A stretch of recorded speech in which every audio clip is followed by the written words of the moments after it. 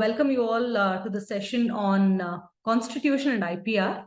Today we have with us Dr. Charu Mathur. Dr. Charu is an advocate on record with the Supreme Court of India. She comes with a rich and diverse expertise in the areas of constitution, corporate laws, civil, criminal matters, and a whole lot of all these. She has represented parties which are some really high-profile organizations like the cricketing bodies, various educational institutions, including IIT Jodhpur, a lot of private engineering, medical colleges across the country. So that's something that she does on the litigation side, and has been a very, very integral part of EBC learning. In fact, Dr. Charu is the one who spearheads two very important programs amongst many. One is on the Insolvency Bankruptcy Code, the IBC, where she spearheads the program on IBC. And another flagship program of IPC being training advocates on record to prepare themselves for the examination. This is one of the toughest exams in the country. And she has been instrumental in conducting, some kind of a training program to the aspirants, the AOR aspirants. And EBC Learning is actually very proud to mention, if Dr. Charu, if I'm not wrong, we've had at least 50 of them, 50 of these aspirants who converted to advocates on record, and they are practicing before the Supreme Court of India today. So that's the flagship program we all we are very proud about at EBC Learning, and Dr. Charu spearheads this. Over to you, Charu, on Constitution. Thank you so much, Pratima. It's very kind of you, and a lot of efforts have been gone by Dr. Pratima in designing this robust course on IPR. So good morning, rather good afternoon to each one of you. So I will be talking to you about how the Constitution of India and IPR they interact. I have just prepared a small PPT. I'll just share with you that one. So essentially, I mean, these are just the bullet points that you will find, and everything else is right. So everything else is that I'm going to talk to you about. I would like it to be as much as interactive this lecture series to be. So coming on to our Constitution, whatever we are, right? Whatever we do, we are governed by this one document called the Constitution of India. To me, this is an organic document. This is my only Bible, only Gita, only Quran, whatever you say. I abide by this. It has gone changes multiple times. And most important for us is when there was an amendment that took place, Amendment 44. 44th Amendment, it took away the right to property, right? It was used to be a fundamental right. So if you know, the fundamental rights are those rights which are basic rights given to you by the state. It is a constitutional guarantee which is given to you by to all the citizens of this country, that this is something that come what may ever, if there is any infringement of this, it will be protected. So in that light, Article 19(1)(f) used to be there in the Constitution, which used to provide that right to property is a fundamental right. Now, right to property after 44th Amendment, it is no longer a fundamental right, but nevertheless, it remains a legally enforceable right, and now it has moved to Article 300A. So I think some other speaker, I think Sheetal has already covered about right to property, Dr. Pratima, right? Some extent. Yeah.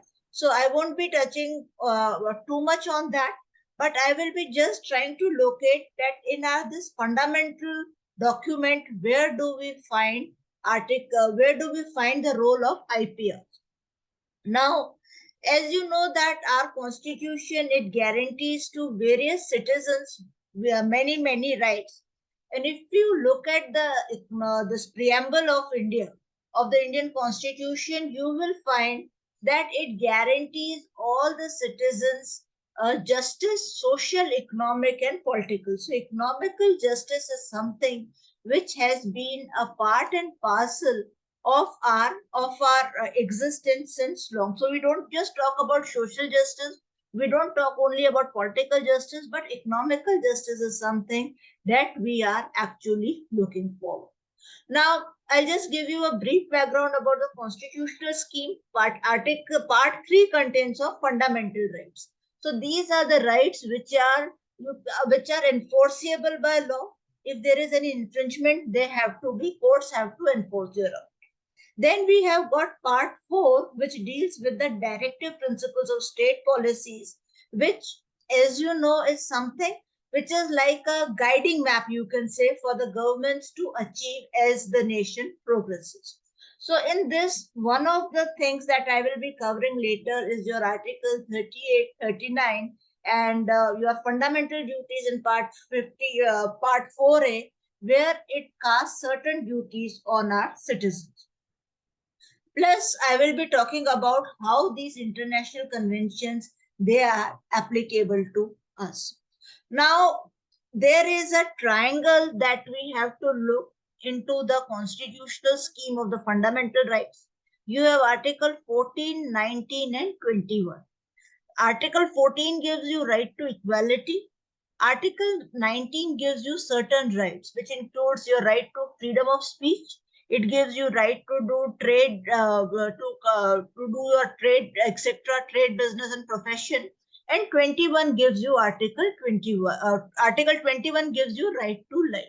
Now, Article 21, it has expanded to such an extent that everything is included in the what is right to life. So whether you have a right to breathe fresh air, the clean air, right to health, etc., they all come as a facet of right to life.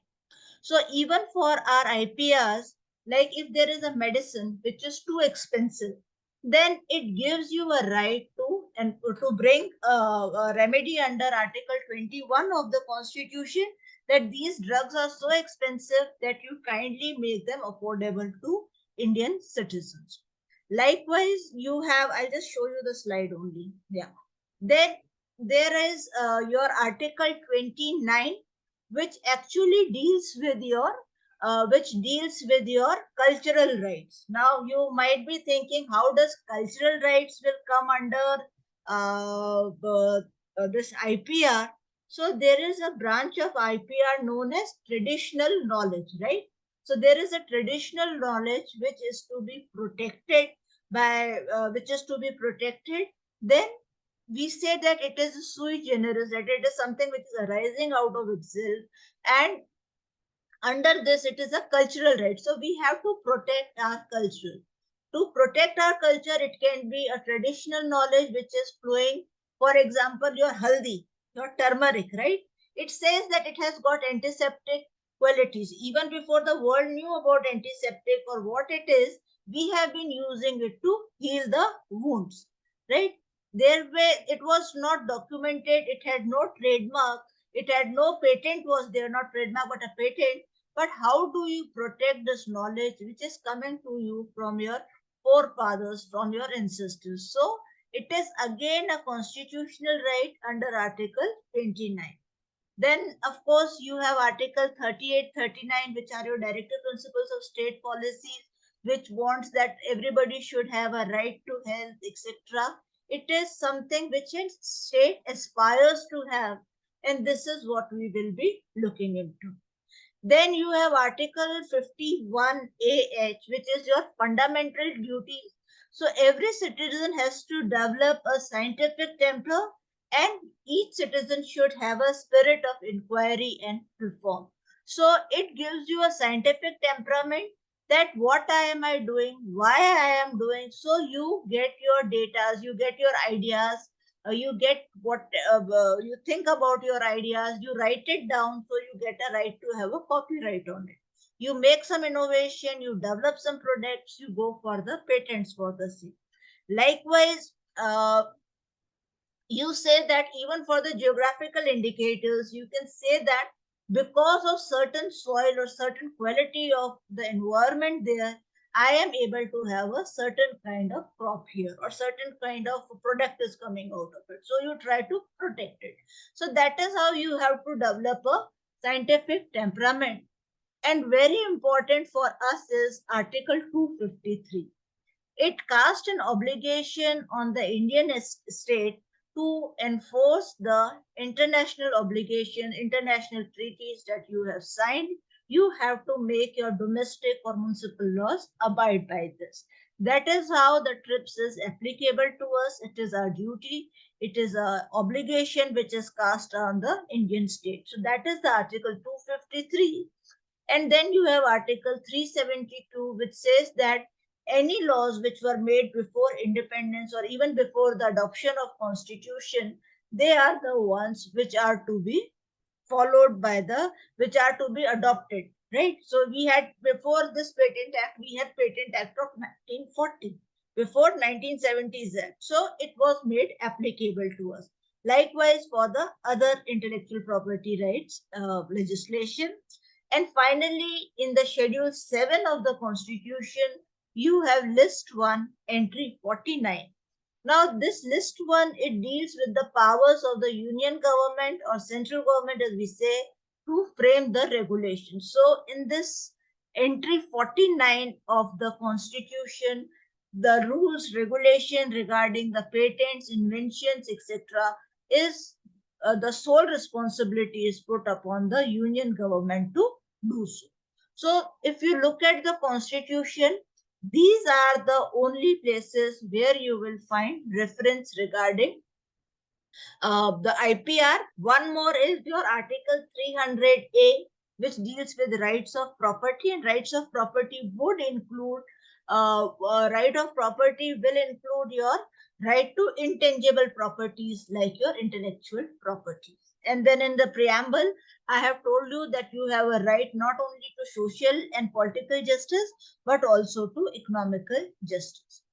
Now, before I go forward, I would just like to talk to you regarding, this is the general outline that I have provided you. And now I would like to take you through the various aspects. Now, if you look at our constitution, the right to life has been most expensive right? It expand and expand and expand to get most of the things, whether it is your right to live with dignity, right to live with privacy, right to livelihood, right to shelter, all are coming under Article 21 of the Constitution, right? And thereafter, you have the right to equality, which I have just mentioned to you under Article 14, Article 15. Dr. Charu, we are not able to hear you. Of a person. Then, of course, you have a right to primary education. You have a right to freedom of speech. Now, freedom of speech guaranteed under Article 19(1)(a), it becomes very, very important as far as our copyrights are concerned. So, if I write something, right, if I write something about someone and someone says that it is defamatory, right, then I have said that it is my a fundamental right to give my expression, to give what I feel about certain things, right? Similarly, when you go for the comparative advertisements, right, under 19(1)(a) of the Constitution, you have a freedom of speech and expression to present what you say. So, as far as our IPR is concerned, Article 19(1)(a), it becomes very important for us. Thereafter, you have a freedom of association. So, if you see many of the neighboring rights, which are, if you see the various neighboring rights coming out of a work, right, then they also have a right to form association. Suppose there is one particular author who has come out with this series of books, right? And in this case, he wants to get his work translated into movies. So they can form an association that this is a right which will be protected. Likewise, if you look at the music industry, there the various artists at various categories, they forms association to protect their work and to have a better bargaining power. Likewise, there is association even to protect the names of the movie that you want to reserve. See, suppose I don't make movie today, but I want to make a movie after 5 years, but I can reserve the title today itself. So there is an association which will check that whatever I am doing it with a good intention and not to block somebody's right.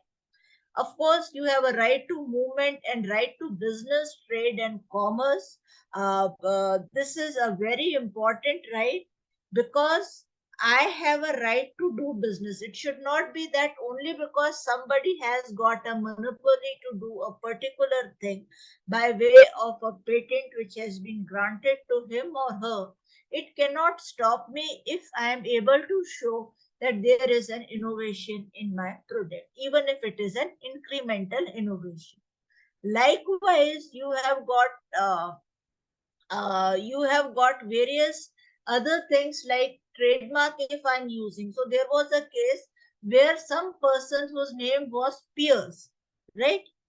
The court says that you can have a soap named Pierce soap, but you cannot have the same design. You cannot use it as Pierce soap, the one popular soap that we all know come from the house of Unilever. Then, of course, you have a right to seek compensation uh, under the fundamental rights. Right? Let's just move to your article 300A when you are deprived of your property. And for this, we have a ruling called KT Plantation. It has been upheld by the Constitution Bench also, which holds that the intellectual property, it enjoys high degree of protection, though it has moved to Article 300A, which deals with the intangibles like your copyrights and patents and trademark, etc. Now, if we move further under Article 39 E and F, I have already showed you the slide. I have explained you where do we find them. So, see, we have been a welfare state. We have been trying to raise our standard of governance and what best we can try and provide to our citizens, right? So, Article 39E and F, they provide you the rights relating to health, right? And which the Indian laws have recognized in their laws. Now, in this case, the rights which are provided under the directive principles of state policy, they become extremely important for our purposes. So, right to health, it is encompasses that if there is a product which is protected by a patent, right, highest form of protection that you can give to a person, but in a situation where the drug is so expensive that an ordinary Indian cannot afford it, then you have a right to tweak them. You have a right to give them a compulsory licensing for the same. Now, moving apart from your patent law, I would just like to talk to you very briefly, just like an introductory thing about the copyright law. And in copyright law, you have a doctrine of a fair use. Now, Article 14 gives you right to equality, that every person, when they are should have a right to equality. Now, if somebody is using some material for educational purposes, then you cannot say that it is an infringement of copyright law. We have a very famous case regarding the photocopying. I will be coming to it as and when we reach there. Where if you are photocopying and even if you are preparing bundles, then also it is for the purpose of if it is for the purpose of dissemination of knowledge, if it is for that limited purpose, then it was held to be a valid one. Now, Article 253, which I have just told you regarding our rights for application of various treaties that we have signed. Now,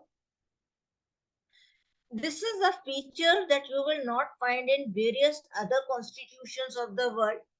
So, unlike other countries, Indian constitution, it actually compels the national legislation to embody the terms of the treaty, and they become enforceable in courts of law.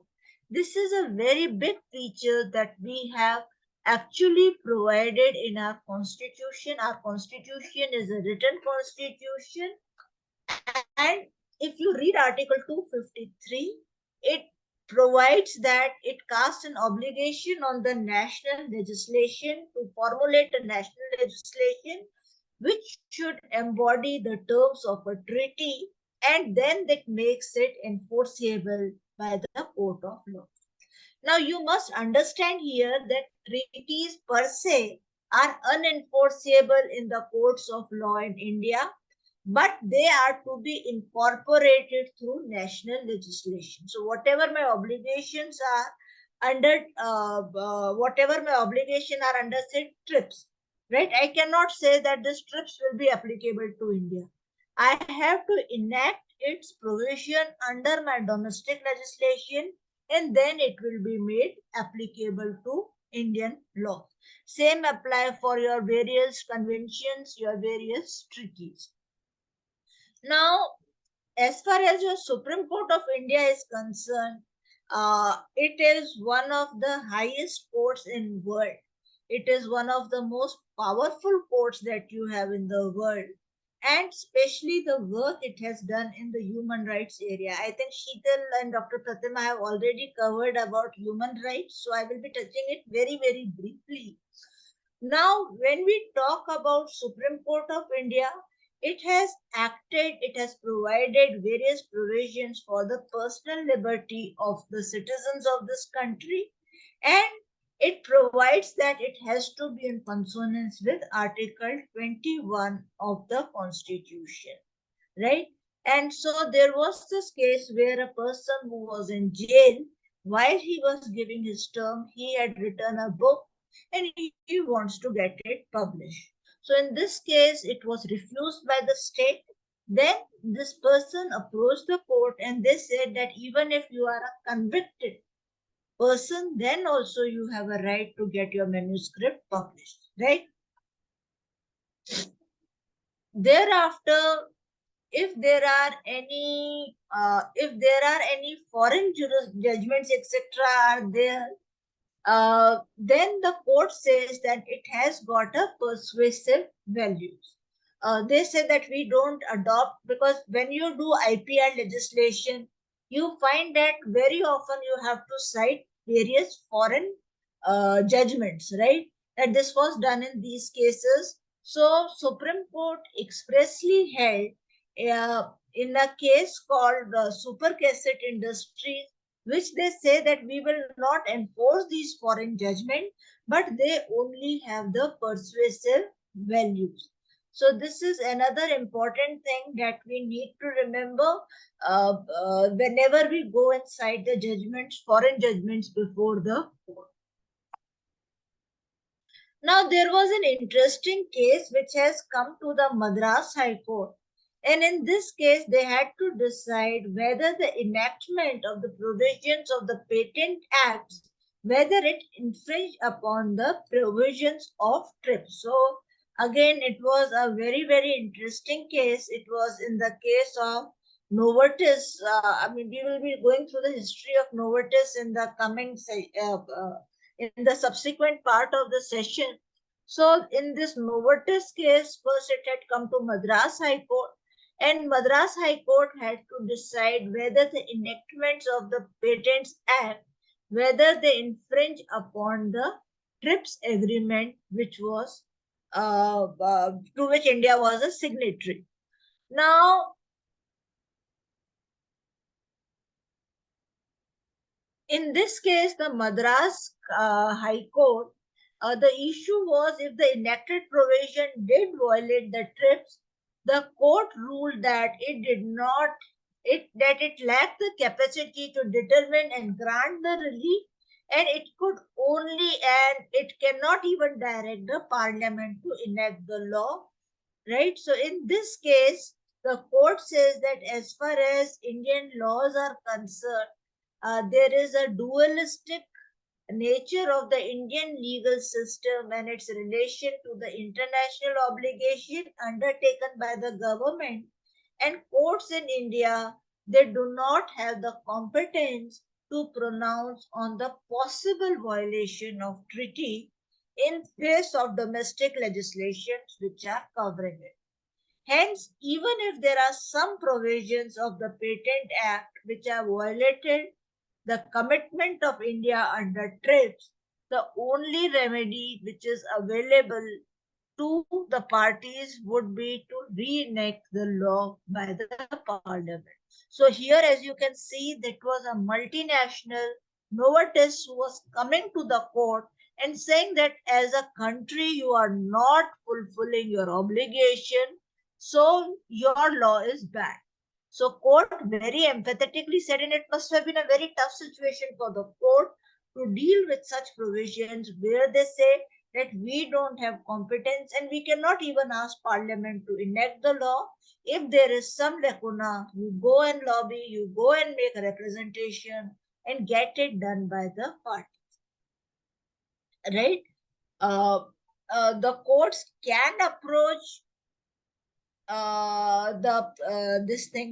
have the harmonious interpretation of the TRIPS, but when such harmonious construction is not possible, then obligation will squarely fall only and only on the parliament to suitably modify the law and make it applicable on the parties.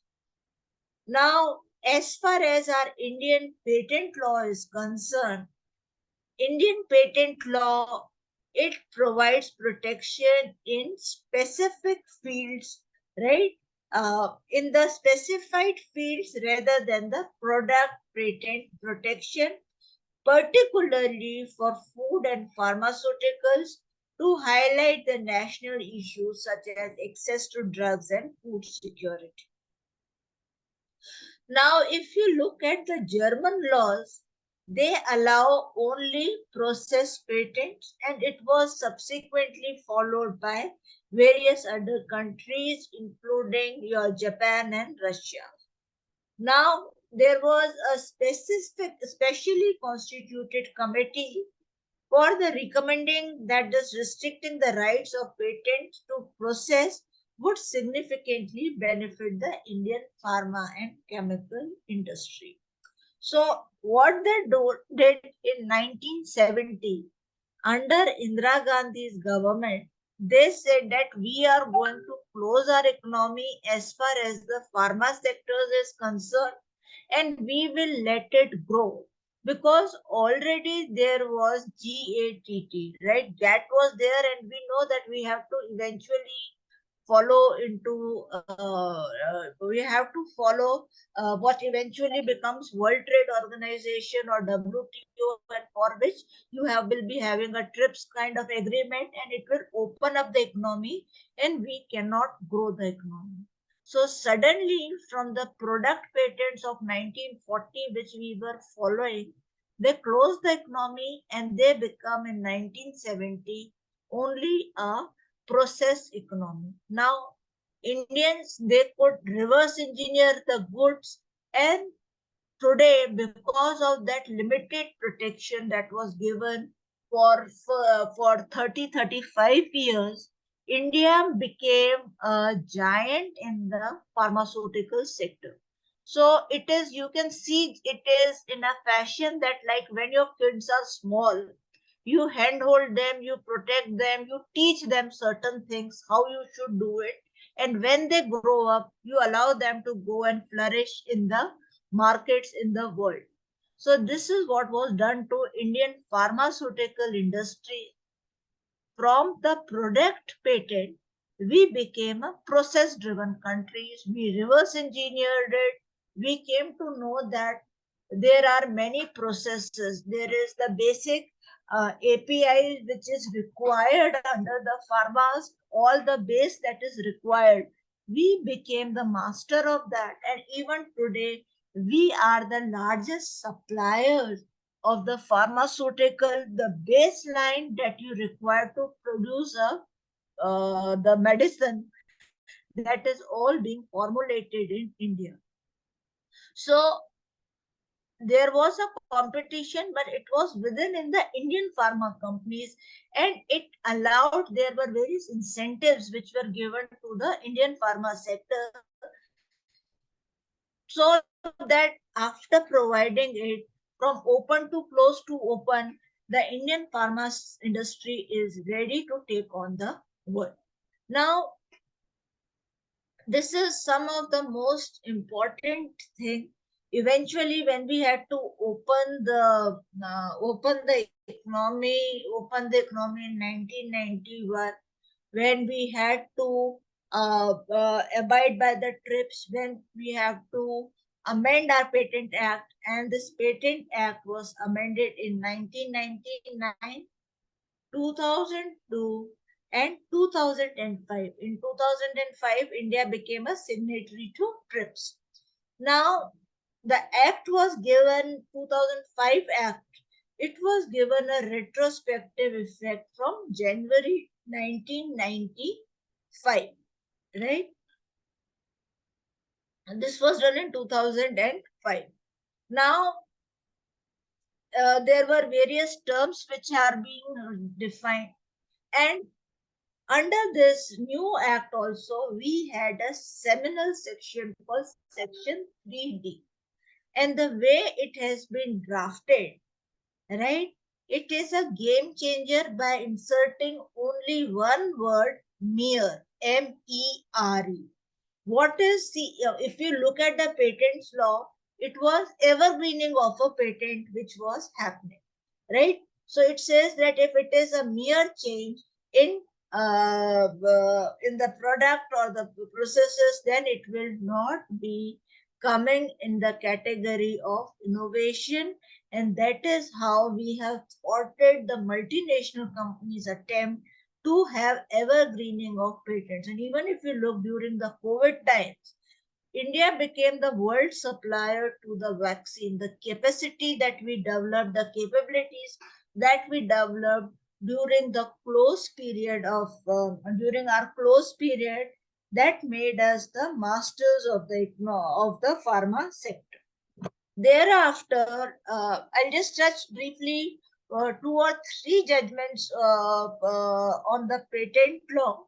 So when you want to get the patent, it has got the 3 features that you know, right? It has to be new or novel, right? It should have some utility. And then there are certain things which are not patentable under Indian law. Now, there was this first decision of Supreme Court in the judgment called Vishwanath Prasad Radhesham. In this case, this was the first substantive decision on patents in India by the Indian Supreme Court, which ruled upon the 3 crucial propositions. Firstly, through pre-existing law did not require industrial application for patentability. This court held was the Supreme Court held that it is something which was always to be held necessary by the court. So whatever you do, which Americans called it utility and which we used to call it as industrial application, the court said that it has to be always there.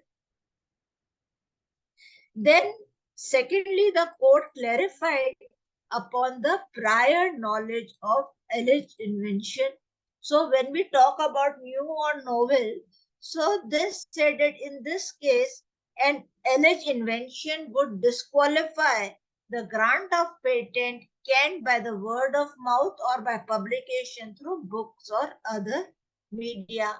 And finally, on the inventive step, the Supreme Court in Vishwanath Prasad Radhesham ruled that the appropriate test for determination whether there has been inventive step or not is whether the alleged discovery lies so much out of a track as that would be known before as not naturally suggested by itself to a person thinking on the subject, right? So in other words, as we call it, it should be non-obvious to person who is master in that particular class.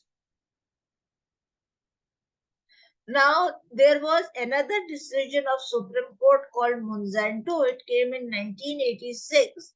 In this case, Supreme Court again dealt with what do we mean by prior art. And Supreme Court ruled that to satisfy the requirement of being a publicly known, that is, it is prior art or it is available to public in advance, then they said that it is necessary that it should be widely used to knowledge of the consumer public. If it is sufficient, if it is known to the person who are engaged in the pursuit of knowledge of the patented product or process, either as the men of science or as men of commerce, or they are as consumers. So they say that if it is already in public knowledge, then it is then it is not something new or novel, right? Then it cannot patent cannot be granted. Then there is a decision from Calcutta High Court in a matter called Domenico AG. Now, this was a case which was dealing with the whether, like, even if there is a living organism, can it be patented? So court said that it can be patented in such and such manner if it is satisfied the test of inventive step. Then, of course, you have the decision of Roche. Roche, as you know, is one of the biggest pharmaceutical companies in the world. And in this case, the single judge of the Delhi High Court held that the publicity of material is not the sole test to determine whether the product is obvious or not. It is the person who is well versed in the art, he is the one who has to know and follow. Then, of course, you have the decision of Novartis. Now, Novartis is one of the most seminal decisions that we have in our country. Now, as far as Novartis is concerned, and I will be talking to little more detailed about this case, because in this case, constitutional validity of certain sections of Patents Act was determined. The case, the product that was involved was Glivec. Now, when the Patents Act 1970 was amended in 1999, 2002, and 2005, it inserted a new section, Section 5, which declared that food, drugs, and agrochemical products which are not being eligible for grant of patent product. Now, this was a situation which was prior to India became a signatory to TRIPS. But once it satisfied, once it went into signing the TRIPS, the protection which was granted under 1970 was gone. So, as a transaction system, India was obliged to have a mailbox system or mailbox transaction system, as it is called. And there was one such application which was filed as a convention mailbox application with Indian patent application. It was for an invention titled crystal modification of N-phenyl 2-pyrimidine amine derivative process for its manufacture and its use. So they put this application in the mailbox. India became signatory and it has to make TRIPS obligation under TRIPS applicable from 1st January 2005, but mailbox was opened from 1st January 1995. Now, the patent application primarily sought to claim 20 years of monopoly over beta crystalline form of imatinib mesylate or Gleevec as we call it. Now, since India was not under an obligation to receive product application prior to 1st January 1995, and any disclosure or claim which were made anywhere from the pharmaceutical product prior to 1st January 1995 was considered automatically ineligible for grant of product patent in India. Now this Gleevec, which is the beta crystalline form of imatinib mesylate, was a typical case where this base of imatinib and its salt was in process for making the salt, and it was in existence much prior to 1995. Now Gleevec in 1997, when Novartis AG was a pharmaceutical company based in Switzerland, it filed a patent application before the Madras Patent Office or Chennai Patent Office as we call for this beta crystalline form of imatinib mesylate in July 1998. Now, as far as your patent application was concerned, they sought patent protection for this particular product. And this base, imatinib, it was covered by a earlier patent, and name was given to this was Zimmermann patent. In the Zimmermann patent, many obvious options of salts were discussed and disclaimed. Since Indian application was filed during this transition phase, right? It was kept in the mailbox, which was not to be opened for examination till 2005. Now, what Novartis did prior to this opening of this application in 2005, on November 2003, it obtained emergency marketing for Gleevec in India, and it orders to enforce this emergency marketing. It obtained an injunction from Madras High Court to restrain Indian generic manufacturers from manufacturing or selling and distributing the generic version of Gleevec. Now, one of the reasons why Novartis was so inclined to do this because it was a high-priced drug. Now, after this injunction by the Madras High Court, the generic manufacturers, they stopped from producing Gleevec, and Gleevec's price, Novartis increased its price from approximately 10,000 rupees to 1,20,000 rupees for a month's treatment. And just to give you what the generic medicine costs, so the generic drug is 90 rupees per 100 milligrams of the Vitis. Gleevec was charging 1,000 rupees plus 100 milligrams of capsule. So you understand the difference was between 90 rupees and 1,000 rupees. However, there was a parallel litigation which was going in the Bombay High Court. And are everyone able to hear Dr. Charu, or I think her system is her connection is freezed or something. Dr. Charu, yeah, I think we've lost her connect. Sorry, I lost my connection. Yeah. So could you just repeat, Charu, of what you probably about So the second part was I was talking to you about this thing that generic drug was for 90 rupees and Novartis Gleevec was for 1,000 rupees.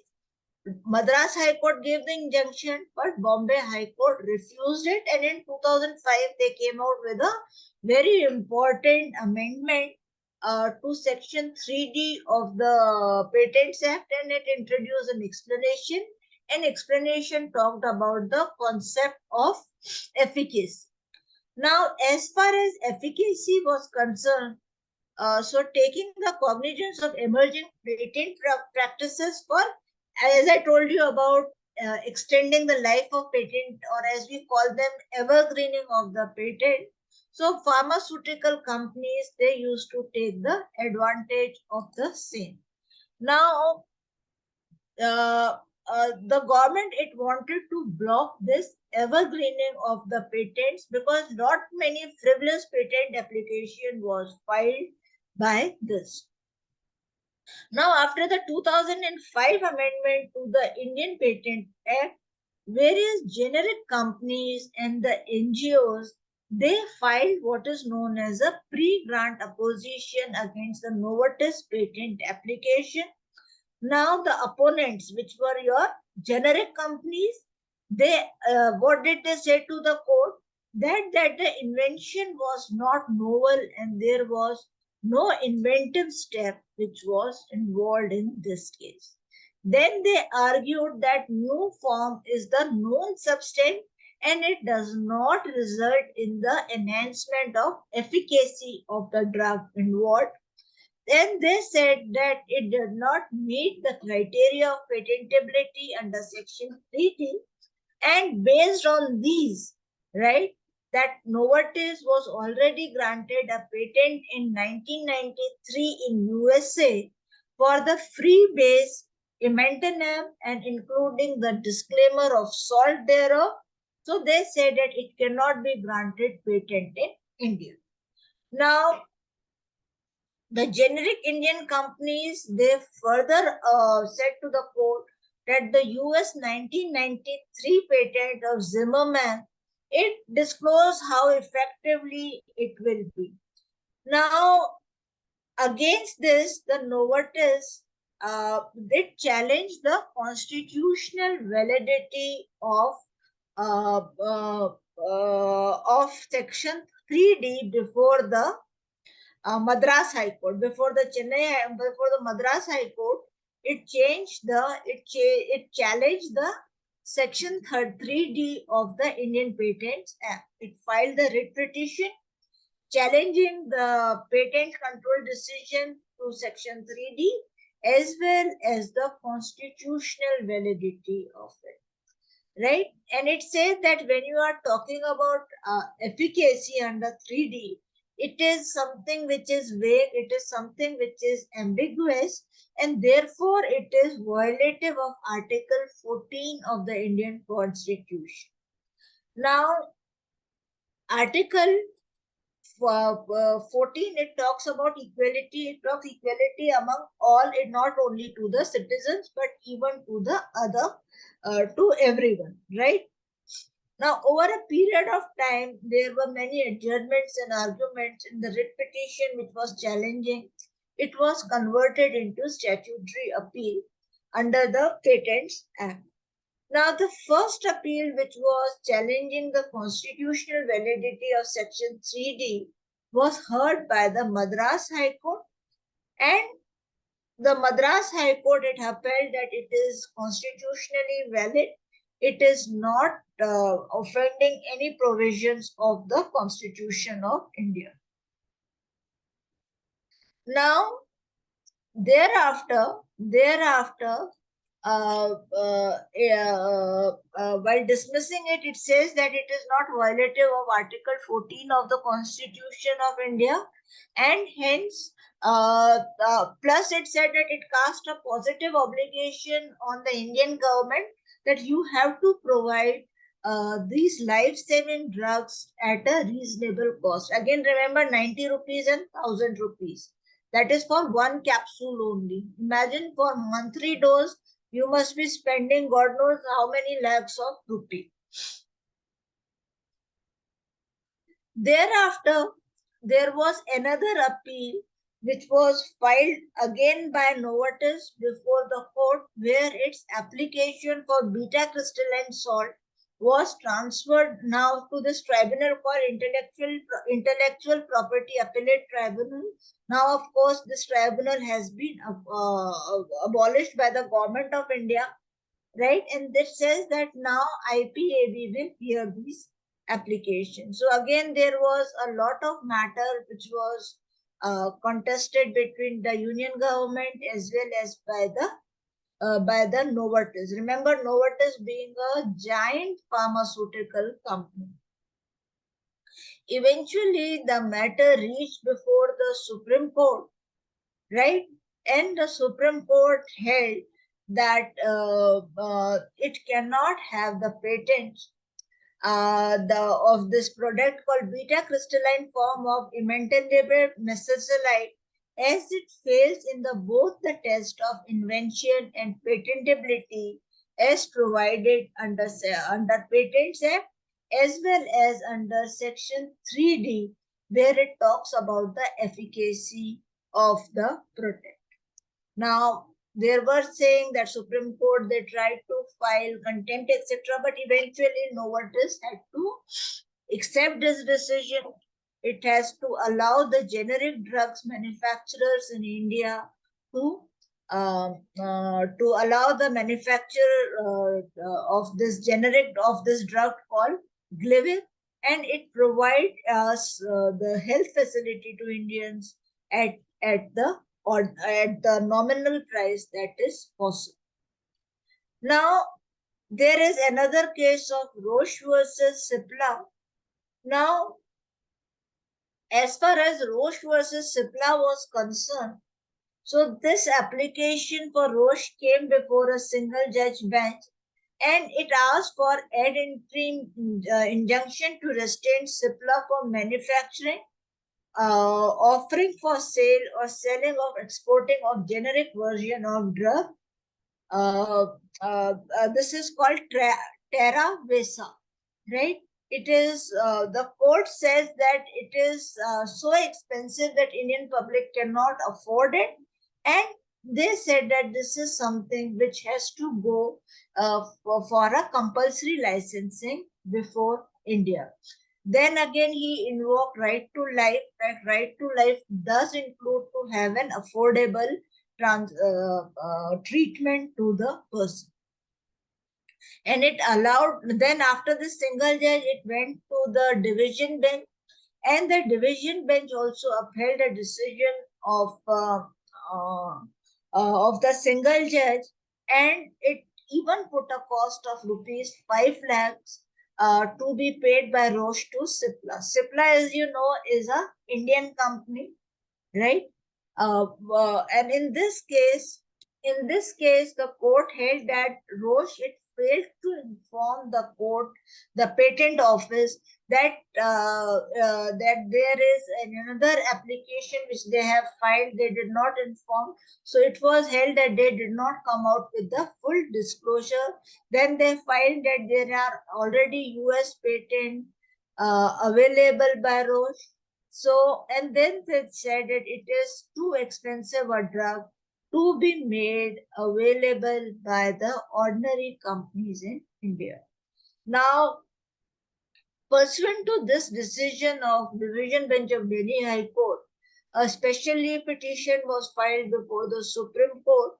Now, because the civil suit, some other part of this was pending before the Delhi High Court, so the Supreme Court decided that they will not interfere in this judgment, in this decision, and they said that you have to provide them at relatively lower price.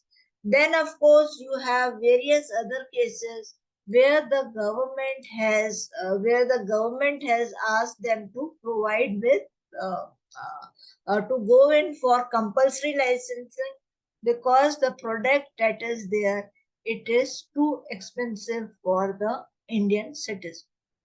Thereafter, I will come to your copyright law. Now, copyright, as you know, it exists only in the expressions of the idea and not in the idea per se. So, Supreme Court, in its leading decision of Indian Performing Rights Society, And it says that copyright is something which you are providing for the creator to use it, but at the same time you have to allow it for the various other purposes which we call the fair use purposes. Now, since then, it is being applicable to various other forms. Now, what are the standards which are applicable to copyright protection in India? So, in this case, they said that as far as the photocopying case was going in Delhi High Court, where there is this photocopier outside Delhi University, who used to make study bundles, taking out one chapter from book A, another chapter from book B, and so on and so forth. And she used to make a big fat bundle, and which she used to sell as a study material to the kids in the Delhi University. And you know how expensive um, these books are, foreign books in particular are, and it is obviously not feasible for any of the student to buy them. Right, these books run sometimes in 60,000 rupees, 40,000 rupees, even the book on copyright law, the book that you use, it costs easily north of 60,000 rupees. So court says that if there is something like that, then it is for the dissemination of knowledge and hence there is no copyright on the same. Then in the case of what about the moral rights of the authors? So court said that as per the Berne Convention for the copyright that you have, so the Indian Copyright Act, it protects the moral rights of the author. And then they said that as far as the moral rights of the author are concerned, they are to be protected. And in this case of Amarnath Sehgal, the court held that knowledge about authorship not only identifies the creator, but it also identifies his contribution to national culture. It also makes it possible to understand the course of cultural development in a country linked to each other and flowing out from these rights. So it says that it is a part of our cultural heritage that we are trying to protect via the your Copyright Act, and hence it is like a cultural right which is to be protected. Thereafter, as far as the trademark law is concerned, the law is very clear on the distinctiveness of the mark, right? And we have gone through a new law under the trademark law, and for trademark, every day you are coming with a new set of decisions. We have a dedicated bench for IPR trademark laws, only for the trademark law, not even for your other IPRs, a dedicated bench in the Delhi High Court, and every day you will be finding one or two decisions coming and restraining the parties.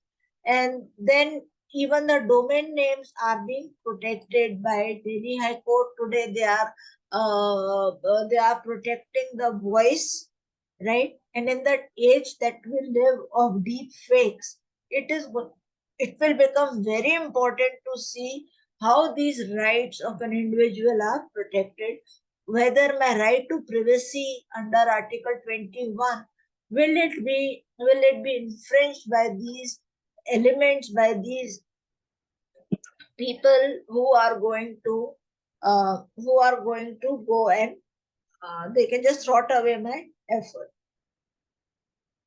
Thereafter, we have got what are the remedies which are available to this court, remedies which court can make available to. First, if you are able to show that there is being an infringement of your fundamental rights or any other rights guaranteed to you or any other legal rights, then you can approach the courts. You can even approach the commercial court. Since IPAB has been demolished, to go directly to the High Court and you try and enforce your right. You can seek various injunctions. Now, what you call a John Doe order in the other parts of world, We called it Ashok Kumar order, Ashok Kumar being a general name that we use for any person, and you can file a case against a person whom you don't know, and you can ask for various various injunction from the court. You can even seek damages, you can get the goods confiscated, right? So these are some of the important aspects which deals with your constitutional obligations which are provided to protect the citizens or the person who is holding the intellectual property. So I think, Dr. Pratima, this is it from me. So I'm open to questions now. Sure, thank you. This was quite insightful, both in terms of the various constitutional provisions, how they have that interaction with the IPR, and what is the interface between these two very important subjects. Because ultimately, everything we confine that and we bring that in within the constitutional realm. So very well put out session on so many other examples that we had on how the constitutional principles matter here, and how the Supreme Courts have taken taken the subject of intellectual property so very seriously. And especially Dr. Charu mentioned many examples of compulsory licensing. So ultimately, it boils down to social and economic welfare. It's not just economic welfare, but a lot of social welfare aspects that come into the subject of intellectual property. We are on from an organizational perspective, in the larger ambit, we are looking at an economic development and revenue generation for the organization. But eventually, there is a lot of social element involved in it. So thanks for bringing these aspects out, Dr. Charu. And open to questions from the audience. Please feel free to post your questions, ask questions. Ma'am, actually, this is a lingering question from the last session, and also because we were discussing something on similar lines in this session. Recently, in July of this 2023, this year, there was a very specific case ruling that had come out in the case of these very specific potato varieties that are usually grown by the PepsiCo Lay's, the company that owns Lay's. And some Indian farmers in Gujarat were actually sued by PepsiCo for growing the same kind of a variety. Now, I remember you telling me in the last class, and right now also, ma'am was discussing about how the court sometimes, to protect the interest of like the citizens, rules squashes these like patents and takes decisions that go against maybe the legal aspect of it, but are very much in the favor of the civilians or the people who are involved. So in that situation also, what I would like to, my question is that when we say that in India, we do not patent plant varieties, don't the companies that are coming here to sell their products already know that? Do they not already understand this? Do they challenge this like construct itself when they file such lawsuits? Or was it that the case that we discussed previously, that we are not going to patent certain crop varieties, or we are not going to do that? Is that, was it not applicable in this case, or how did this happen? Did the court decide to overrule that? Or and is it possible to overrule something that has been set as an example in some other international court, especially since our constitution borrows so much from the US and the UK constitution as well? So we do have this protection of plant varieties and farmers' right. We have this this plant protection of plant varieties and farmers' right Act of 2001, right? So in this case, they have in 2016 they have revoked this right granted to PepsiCo, who owns this Lay's company, right? So under this law, registration which is given to the breeder or a successor for the exclusive production, marketing, etc. of the product. And there is one clause which is attached to it, which is your subject to other provisions of law. In 2018 and 2019, when these certificates were given to this company, right? And this variety, as you know, I might be aware, it is called FL 2027. And in this case, they filed this case against the farmers in Gujarat. And they are saying that you are growing the variety which is not part of collaborative farming for the cluster of farming, and you are cultivating it to be sold exclusive to the PepsiCo. And that is how its registration was cancelled, right? So this is just one fight that they were able to fight against this, and I don't know why, but repeatedly it keeps on coming from one area to another, and I think they should they should show that this certification has already been cancelled. I don't know if I'm able to answer your question. No, ma'am, to a degree, yes. I mean, I have no legal background, so there are a lot of terms I will have to research myself. But thank you. Tell me, I'll just help you out. I was not clear on the certification part. Who provided that certification earlier? How did that come into being? See, as far as the certification is concerned, there is this act called Protection of Plant Varieties and Farmers' Right Act 2001. So if the breeder is going something and he thinks that this is an exclusively right that I have, and in this case, they say that we are going it as a collaborative farming, and we are producing these variety of potatoes for which they were called FL 2027 is the name what they have given to this potato, and this is a certification which we will issue. Now, here they were able to show, the farmers were able to show that it was not for the collaborative farming, but it was done only to a one particular company for whom you were supplying. So it is not a collaborative thing that you are looking. It is not that we are in collaboration, but it is only for an exclusive purpose. So registration they were granted was under this particular. Understood. Now I understand. Anyone else? Any other questions? And Dr. Charu, do you have any of these cases or something that they can just go back and read upon? Any interesting subject matter that they can take?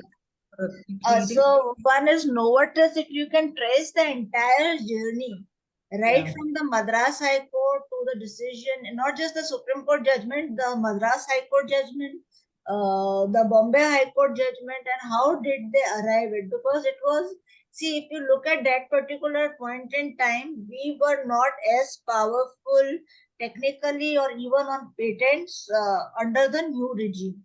In old regime, we know how to do with the system. We made ourselves number one in the world just by raising the kid properly, making him equipped for the world, and then leashed him or her on the world. So that is how we became the topmost pharma sector. I mean, India's number one pharma sector is pharma sector. But with the new laws coming in place, how we were able to challenge it. And there is this word mere which is used in section 3D of the Indian Patent Act. This one word is actually the game changer, and other countries, they have applied this particular word in their legislation to protect themselves from various other countries. So this is just one example that you can read. And then on the copyright, see, I have my reservation regarding that. When you talk about the Copyright Act, right? About the students and study packs that they are making. So I think it is quite unfair for the authors. Either they can come out with the Indian pocket friendly versions for the student, but amount of labor that an author puts into his or her work is tremendous. But at the same time, I realize that it is unaffordable for anybody, those books, or even an extra 200, 300 bucks of book. So large chunk should be taken on the teachers to teach properly, etc. But photocopier guy just making the study packet sometimes somehow doesn't dwell very well with me, personally speaking. But I understand that we have the larger issues of access that is there. Doesn't set a very good trend though.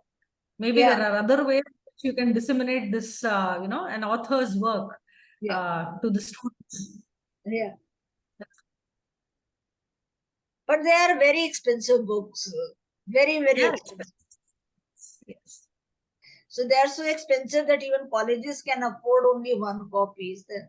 Right. Right. Actually, it was a very significant problem that had come up with Amazon Kindle as well.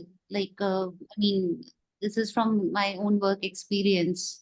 So when we were developing libraries, when you say, okay, this music is for everyone to hear or this is for everyone to download, you are still distributing that work. And there are some very specific copyrights that, an artist sells to a distribution platform. So similarly, the Kindle folks were also trying to get authors to sign off for distributing digital copies. But then again, they ran into trouble before they could make it universal. They ran into trouble with Apple itself because Apple wanted a fair share of the money because to host the Kindle app, and then it could not become a universal thing. So anyway, because it would not be available to all again. So the idea was dropped. But these kind of things, yes, they're always in discussion because the distribution then becomes subscription. Like everybody pays a significant amount of dollar money, and it is on Amazon then to reward the authors or anybody. But just some like token amount you will have to pay to be a part of that library, and that is how you will get access to those distribution materials. However, because of the corporate wars, I think they haven't been able to make it so far. Yeah, so that likewise, like OUP, I know about it comes out with this annual subscription for all its books. You can choose the modules for 2 or 3 modules. So for 20,000 rupees, you get access to all OUP books for those particular modules that you are selecting. So that is fine. That is still affordable, where each book is otherwise costing you around 6,000, 7,000 rupees. Likewise, even with EBC, we have got EBC Reader where you can access the book. So I think going on online library is more proper way, but every year you have to pay the subscription, so that can be an issue. So Aditi, where are you working? Ma'am, I currently work with Flipkart. But again, I've had a very varied career. I was working with the Indian Express also in between as a branding manager, and then I actually come from a technical background because I studied engineering and was working as a developer also. So I mean, it's been years of accumulated experience in different fields, but I feel like I should specialize in something now. That's why I'm here for the master's in this program as well. And it was great attending today's classes. I mean, it's a smaller group than what I'm used to. I've now attended some classes with EBC and Nalsar.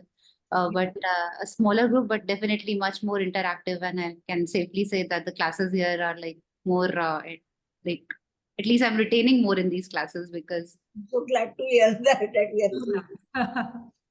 Glad. So we also have Deepak with us, who comes from an engineering background. So Deepak, could you just introduce yourself? And I just want to also share with you all that we have Mr. Abhinandan Malik, who is the CEO of EBC Learning. And we also have Dr. Anchal Dua, who's very much an integral part of this program.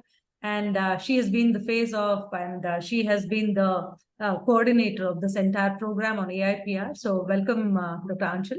Thank you. So this is our team. We all work together, and wonderful audience today, and so much interaction through the day. I mean, it's 1:35.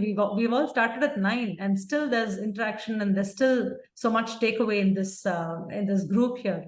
So that's the best thing about what has happened today. And just before we, close the sessions, and if you have any questions, please feel free to write to us. We are always available, and we could respond to your calls, messages, or whatsoever. And tomorrow we have a whole day session on patent laws. So this is going to be more like a workshop session, through the day, which will bring you various insights into the patenting procedures. Most importantly, criteria. Dr. Charu and we were discussing about some of those aspects, like it has to be new, it has to be having an inventive step and all of that. So in tomorrow's session, there's going to be a more detailed discussion on the criteria. It's going to start with the criteria for patentability. And then you will also have an idea, a fair idea as to how these prior art search is done. How do you evaluate whether my invention is something which is different, which has taken the next level of being an inventive step? So through a prior art search. So we do a prior art search tomorrow, and we will also study some of the important documentations that need to go into your patent filings, that is your patent specification. It's a very important technical and legal document, which we need to understand. So there's going to be more discussion around that. And the session would again take you further with how IP office actions are. There are a lot of office actions that keep coming up when you have your patent registered in the process of your registration. So there's going to be a session, a detailed session on how these IP office actions are going to be dealt with. So we have 4 very interesting instructors who come with a vast expertise in this particular field of patent law. So just wanted to convey to you about this particular subject. And if you know of anyone who's interested in subjects like these, please feel free to also share this with them so that they could also join us for these instructor-led programs. Thank you. And Harshit, since you've been a part of the AIPR program and attended the session also, the orientation session, so I would completely to your discretion whether you want to continue to listen to the same thing or you just want to log out. So I'll leave it to you, Harshit, but please do join us for the next session. Okay, ma'am. Thank you. And please do tell your classmates or any of your, your peers if, they would like to join these sessions. They are very interesting. They're very brainstorming, so much that we had through the discussions today. So please do share this with your friends and colleagues. Sure, ma'am. Thank you. I think Mr. Deepak was telling us about about myself. Sorry, about myself. Actually, I am from civil engineering background. I'm based in Hyderabad, but at present, because of some assignment, I came to Papua New Guinea. So I'm working with Asian Development Bank because as an independent consultant from Asian Development as a contract management specialist.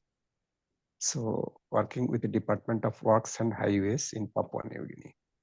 Wonderful. So actually, I enrolled the course for the 2-year MA course. So IPR, I came to know in the various parts, like in my earlier course, like alternate dispute resolution also that I have come across into this construction management course also I carried out, and that time also I came across to this. So that's what I am interested and I joined into this program. So that's my background. Right. But I'm not legal background. That is fine. We have much more to learn from you guys. That's Because right. you are the one who have actually seen the application of Yes. all whatever we are teaching regarding IP in particular. And in fact, if somebody is into startups, knowing your own IP laws is very important. That is how you can protect your startup. If somebody one of my uncle, he's no more actually. He did his PhD from Delhi, and he from his PhD, it is basically he did this process of water. I mean, even Delhi Jal Board also he was involved, and I went to this place. So he made a invention that something patent. Of course, I know these things. Now it is over. Of course, 21 years period is over. So generally in water treatment plant, we used to this alum. So a lot of alum is required. So he made the and after that, a byproduct is there. From that byproduct, he made it recycled. So from this, the consumption of alum is reduced by 70%. That's a huge savings, of course. So means Ella means look at n number of quantities for water treatment. So anyway, that's what I was involved in. That's patent. So he told me that at the time when uncle was alive, that's okay. I have the patents and I wanted to introduce you. Then go and I visited the plant also in the eligible board. So, but anyway, somehow it was now it is in open, of course, after 21 years.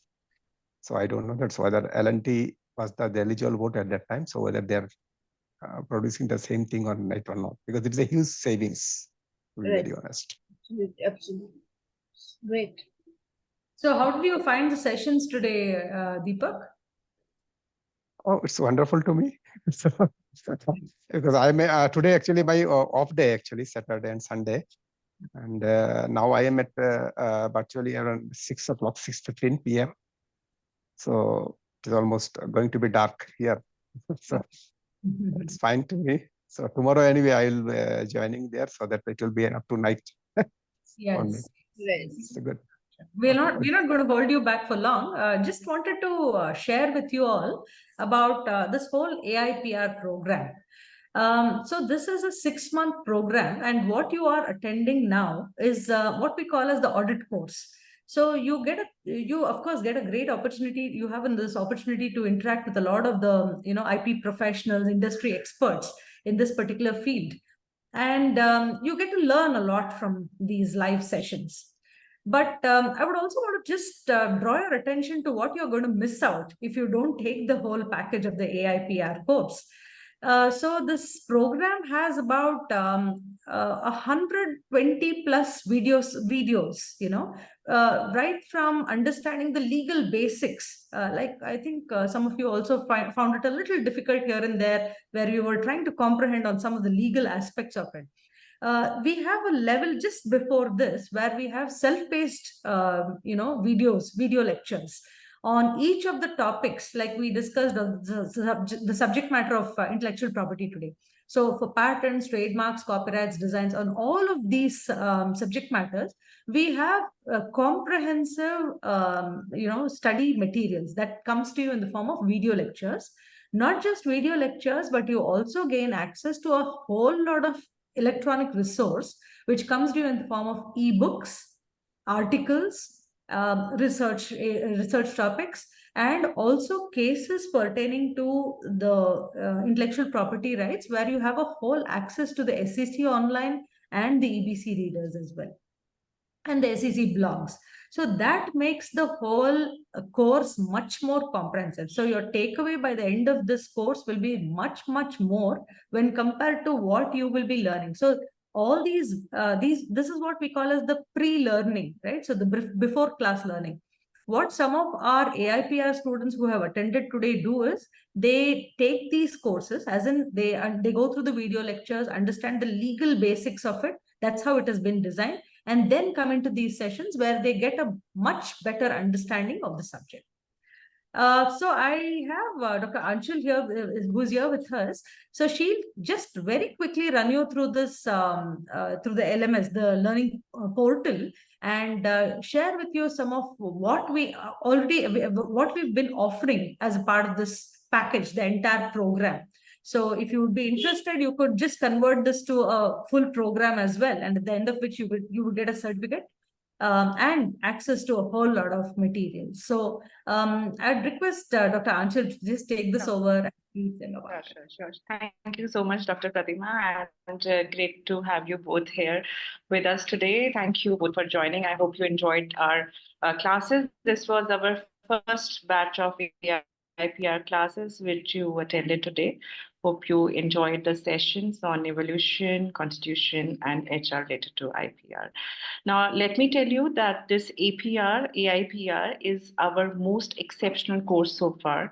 And here, as you can see, our faculty not only includes academicians, but also the industry experts and professionals. So this is our most rigorous and comprehensive programs so far. And you have been attending our NALSA programs as well. As you can see, all our classes are on workshop mode, and we focus mainly on the practical training. So today, when you attended the session, it was just one part of the whole course. We have various other components, which includes the videos, the readings, the cases, the materials, the exercise, and the assignments, to name a few. So just give me a moment. I'll just share my screen with you first, and we'll just run through of what all is included and how you can, understand the whole structure and curriculum. Maybe for the curriculum, I would just pass it on to Dr. Pratima. So just hold on for 1 sec, and I'll just share my screen now. So while Dr. Anchal is sharing her screen, as I had made a mention in the passing during our discussion today, that the curriculum more or less comprises of 4 major segments. So one of it being, the identification of intellectual property, and then moving into a rigorous learning on the registration components of intellectual property rights. And then we move into the next segment of what we call as the intellectual property management, which is again very, very important and integral to any organization. So it comprises of various aspects, including how an IP docketing is done, or what due diligence you need to exercise in terms of protecting a very comprehensive IP deck. I mean, we were discussing just this morning how probably a mobile phone company would have to protect so much of a large intellectual property that it has. So from there, and then we move on to the IP enforcements, which come to you in the form of litigation and how the enforcements actually happen. So this is more or less the long and short of what the curriculum comprises of. So Dr. Anchal, over to Sure, you. sure, sure. I'll just take you through the program. So this is our about course page, and there are some details which I can share with you all. I'll share my phone number and my email ID. So just giving you a brief overview of what is included in this whole course for AIPR. So as you're aware, this is an advanced diploma in intellectual property rights, in which we have got various parts. So this is a program which we are running right now, and these are the paths, different paths for different subjects. For example, the first one, as you can see, is an introduction to conceptual analysis of IPR. Then we have registration of patents. Then we have registration of trademark law and copyrights. And then in the 4th module, we have registration of designs, geographical indications, plant variety, and trade secrets. Now, this is the live classes and assignments, what we are doing it right now. We have in December, we have 4 days of classes, live classes. The first day you have already attended. So second batch of classes are on 16th and 17th of December, which again, you will be notified on that. And then we have for the next batch, that is the second semester classes, are going to be scheduled in February. And for that, we have 4 modules here. We have contract drafting, we have intellectual property management, we have intellectual property enforcement, and sector-specific IP. Then again, we have the live classes and assignments, that what Dr. Pratima has explained. So the course, the live classes are just a part of the course. So we have got a lot of pre-reads. I can, show you one of the courses here. So how, we'll just go to this one.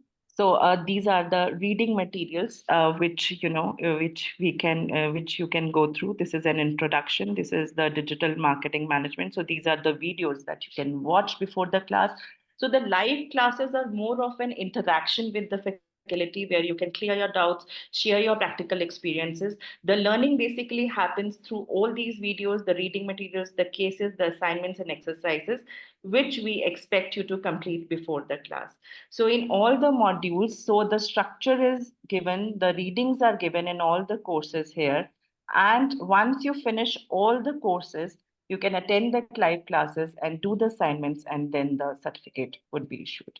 Now, the next segment, so these are the key highlights which are there. You can just go through it. You have an access to SSC Online and ABC Reader. You can participate in 25 plus live sessions here. And also we would have access to the talks and the webinars, and our platform is very much interactive. So anywhere of the point of, learning and, when you are self-studying, so you have any doubt, you can put it in the discussion box, and our expert faculty is there to help you out in the time when you have a self-learning period. You would have access to 100 plus self-paced video lectures for a strong theoretical foundation. And IP, this is a comprehensive IP course suitable for all the industries. Now, who should take this program? You can read it through any business professional, corporate managers, and whosoever is interested in IPR. They can upskill themselves in this advanced diploma in intellectual property rights. Now, this we have already explained. How should one approach this program? I'll go through it again. So video materials and readings will precede the live sessions. Now here, the students are required to watch the videos and do the compulsory reading. Here, as you can see, the classes are very much interactive, and they are primarily used for practical training. So no teaching per se happens in our live classes with EBC learning. Now, in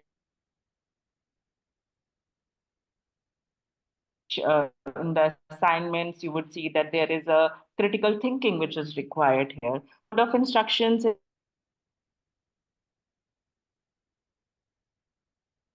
16th and 17th, and the second batch again would be for 4 days in February 2024 here.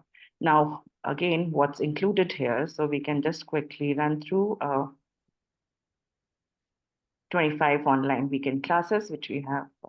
Then we have all the recordings, even if you miss the live. All the recordings would be watched at your own convenient time, and then you can attempt the assignments after that. Then we have 100 self-paced videos. That's what Dr. Pratima has already. We have 120 plus right now with all the self-paced courses, which I have already shown you the list here. And then MCQs assignments for the concepts. They're very much interactive.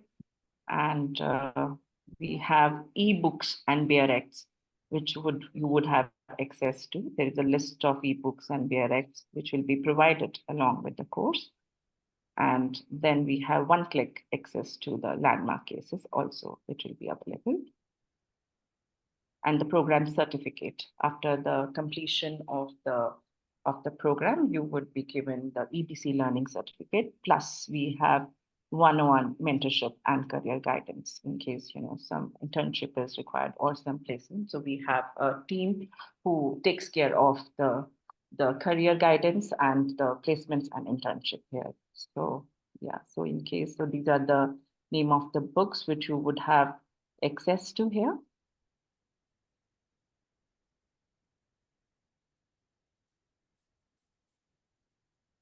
And Dr. Pratima, she is the one who conceptualized the course. She is the project program director of AIPR and also the editor and faculty at EBC Learning. Dr. Charu Mathur, you have just interacted with.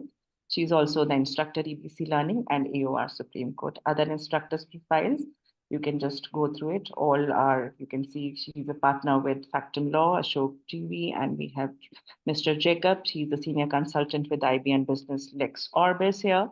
We have Gayatri Vivek, who's a founder, GV Law Associates. We have Jayashri, who is a founder associate with Progress Associate. Then we have Minakshi Chotia from Managing Associate Lex Orbis. So we have many profiles, good profiles, all working professionals, who will be happy to share their practical experiences in the live classes here. Yeah. So I think Aditi had a question. There was a raise of hand. Please go ahead, Aditi. No, Mrs. Narayan, I just wanted to confirm that if this is a recurring course and like it's done on an annual basis, I just wanted to know. I mean, while I think that this is going to be a very interesting course, why I'm asking is because I might have some, I mean, if it's such a long course, I might just have some issues, like, there's going to be a lot of traveling and all for me next year. And while my MA Corporate Law wraps up in January, the first semester, the whole of February to April happens to be a very difficult time as in terms of professional travel. And so is it possible, like, to attend a course the next year, or like, does it happen, or is it a one-time thing, opportunity? What I would like more information on that. I just wanted to verify that. Right now, we cannot commit anything, but yes, there is a proposal of having it, every year. But we'll let you notified, Aditi, for sure for this. But for now, this course is still running, and if you can take this up for now, that will be the best.